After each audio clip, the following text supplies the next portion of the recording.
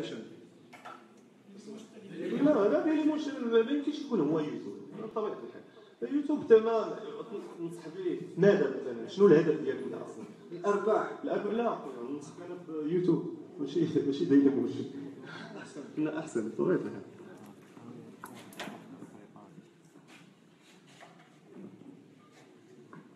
السلام عليكم خويا عمي. حبيت نسقسيك على بلوجر. مدونة المحترف تمشي ببلوجر. حبيت نعرف موقع بحجم مدونة المحترف 80 مليون زائد.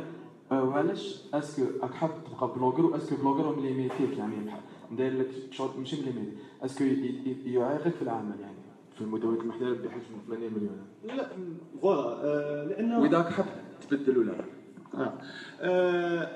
لان هنا غادي نهضروا على البدايه. انا البدايه ديالي ملي بديت في التدوين الهدف ديالي هو ايصال المعلومه، ماشي انا الهدف ديالي هو انني ما كنتش كنفكر كوتي بيزنس. يعني انا بالنسبه لي انا غادي ندير داكشي اللي كنكتب داكشي اللي كنعيش، لان المدونه في الاول كنت نخدم فيها غير انايا، فمشينا في هذا الاتجاه هذا. ولا كيدخلنا واحد العدد كبير ديال الزوار. بطبيعه الحال كون مشيت مثلا في النظريه ديال انني ندير مثلا الهوست ديالي غتبقى ديما طايحه، فيما تدخل تلقاها طايحه، لان الهوست ما يمكنش ليها تحمل الضغط الكبير ديال الزوار. خصك تعرف واحد القضيه ان كاينين مثلا نشاركوا شي معلومه او شي شرح على شي موقع، بزاف الناس كيعرفوا هذه القضيه. ملي تنشرحوا تيطيح السيت عليك الضوء، كاينين دي سيت ديال الهوست تيطيحوا تيقدم الخدمه ديال الاستضافه وكيطيح، فما بالك سيت بسيط بحال المدونه في المحتوى. فهذا هو المشكل اللي كنا. المشكل المادي ما بقاش دابا الحمد لله، يعني ممكن نشريو ان سيرفور ونتوني، ولكن ملي كنهضروا على باش نشري انا واحد السيرفور ضخم يعني فلوس بزاف، والمانتونونس ديالو ما تبقاش غير في انك تشري سيرفور، ولكن كذلك خصك واحد الموظف اللي كتخلصو مبالغ كبيره اللي شاد غير هذاك لو سيت. يعني كتولي تلقى راسك طايح ديال الشارج اللي انت في غنى عنه، لان في النهايه شنو هو؟ انه من السيد ملي كيدخل كيلقى الخبر المهم كيلقى المعلومه، هذا هو الهدف. فبالتالي انا علاش غادي نحسب على راسي ديال الشارج اللي هما كثار وانا في غنى عنهم، غير باش مثلا تسمى انا ماشي بلوغر او لا. هذه نقطه اخرى هو انه حتى الانتقال، لان المحتوى كبير، فبالتالي الا بغيت خصني نعاود نسيت اخر ما يمكنش، لانه باش نهز هذاك المحتوى اللي عندي ونحطو بواحد الطريقه احترافيه في هوست اخر او في ان سكريبت ديالي صعيب بزاف. فبالتالي غادي نخسر مثلا واحد 8000 موضوع انا ديجا ناشره، فبالتالي ما نقدرش انا الا جيتي تشوف المزايا وشحال غادي تخسر غادي تلقى راسك انه من الافضل تبقى على بلوغر، وهذا هو السبب.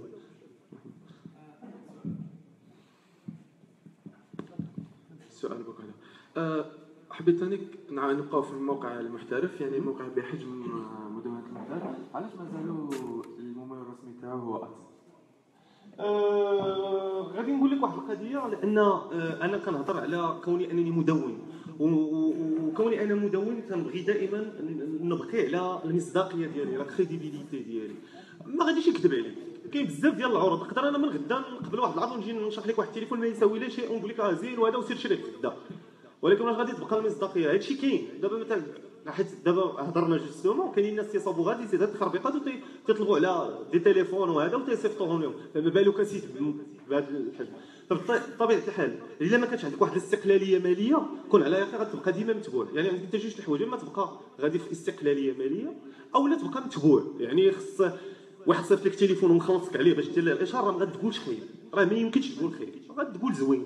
واحد عطيك فلوس باش تشرح ليه واحد السيت، راه ما غاديش يعطيك، ما غاديش يخليك، ما غاديش تقول عليه خير. حنا باقيين وصلنا ماشي حنا بحال الغرب، مثلا في ميريكان وكاين بزاف ديال اليوتيوبر اللي معروف تياخذ هذاك التليفون راه تيدير ليه سبونسورين بوست، ولكن هو معروف عليه انه كريديبل. يعني هذاك واخا تياخذ هذاك التليفون تياخذ عليه فلوس باش يدوي عليه، اللي فيه خايبه تيقولها. فهمتي؟ حنا باقي ما وصلناش للاسف لهذا المستوى، وما حنا ما وصلناش لهذا النيفو هذا. غادي نبقاو في ادسنس، ما يمكنش هذا لا يعني ان تعاوننا مع شركات ولكن خلاو لنا هذا المجال مفتوح اننا نهضروا على المنتج بالعين كي تنشوفوا حنا، تيقول لك هاك ها هو خذ راحتك فيه، ولكن قلال هاد الناس هذا. فهذا الشيء علاش حنا باقي تنعتمدوا على ادسنس.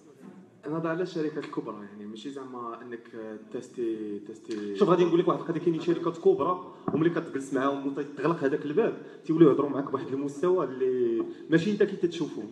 كتجي شركه كبيره وتتقول لك لا سيدي ولا مثلا ملي كدير هذيك لا فيديو كتوريه ليها وتقول لها شوف انا ها هذا واش قلت فيه ما تعجبهاش الحال. فملي ما تعجبهاش الحال حنا ما غاديش نبارطاجيو وصافي غادي نفسخوا هذاك العقد. فوالا هادشي.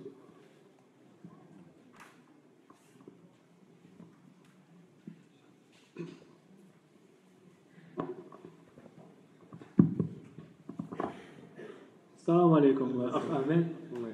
نسقسيك بخصوص الفوركس ايطورو. درت فيديو على هذاك الاخ المغربي اللي ربح 3000 دولار هذا. اسكو هذاك راح يوري لنا الاستراتيجيه تاعو ولا كيفاش يخدم؟ راه ديجا هو تيشرح، هذا السيد راه تيشرح في القناه ديالو. خاطر هذاك في القناه تاعو انا نعرفه من قبل ما يشرحش الاستراتيجيه تاعو، صافي يوري الارباح برك. حيت انا غادي نقول لك واحد قضيه انا الحوار ديالي غادي نعطيك الخلفيات ديال هذاك اللقاء، لانه كما قلت واحد الناس لو انا خصنا نجيبوا شي واحد، لان ديما انا كنقول الربح الناس تيشكوا تيسحبوا واش انا ايطونوك عطيني الفلوس باش نقول، فقلنا غادي نشوفوا ناس اللي كيربحوا. فهنا اتصلت بشركه اخرى قلت لها شوفي لي شي واحد كيربح. وممكن غادي نقول لكم واحد القضيه ما تبانش في هذاك الفيديو، هو ان هذاك السيد راه تيربح 50000 دولار. هذاك هادشي اللي قالوا لي، هذا السيد تيربح 50000 دولار مع هاد الشركه هذه. فقلت لهم هذا السيد هو اللي بغيت انا ندير معاه انترفيو، وبالفعل درت معاه انترفيو. المهم السيد فريمون يعني ما غاديش نهضروا على الطوموبيله اللي عنده وعلى الدار اللي عنده، واخا تيبان في هذاك الاستوديو هكاك داير الاوفر حاجه اخرى. ف